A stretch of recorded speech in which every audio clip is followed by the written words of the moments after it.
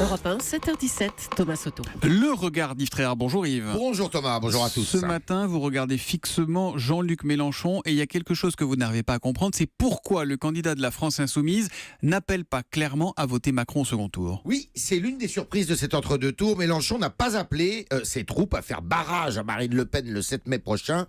Il a dit aux adhérents, c'est vous qui déciderez. Et la stupeur a été totale à gauche, et notamment à la direction du PC, qui, elle, s'est rangée derrière le leader de la France Insoumise, mais qui, maintenant, eh bien dit, il faut voter Macron.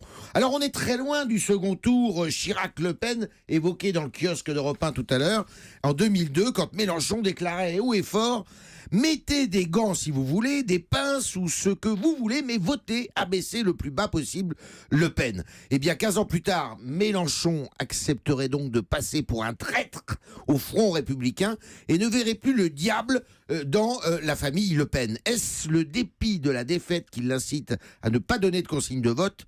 Pas seulement, Thomas. Mais alors quelle est la cause profonde de cette attitude selon vous, Yves ? Eh bien, Mélenchon a changé depuis 2002. Donner une consigne de vote, pour lui, c'est entrer dans la logique du système, ce système qu'il dénonce depuis qu'il a quitté le Parti Socialiste. Il ne peut plus faire comme les autres.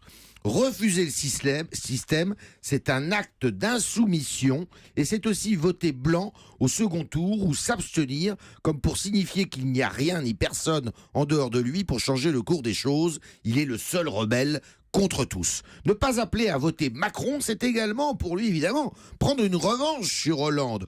Hollande qui l'a roulé dans la farine quand il était au PS et qui a dit récemment qu'il était dangereux. Eh bien, Macron, aux yeux de Mélenchon, eh bien c'est l'enfant de Hollande, sa créature. Et Macron incarne tout ce qu'il rejette.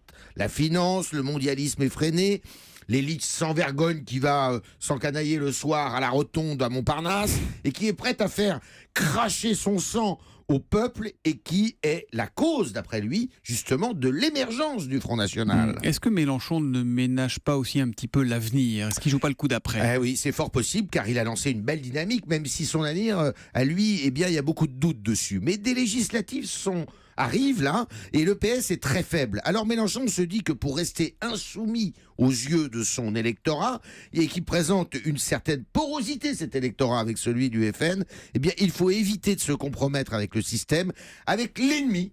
Et oui, l'ennemi qui a maintenant pour nom Macron, vraisemblable prochain président de la République. Il y a un tweetos qui a eu la bonne idée de comparer la carte du Fouquet, c'est la carte de la Rotonde. Alors on pense ce qu'on veut, l'initiative d'aller au restaurant, voilà.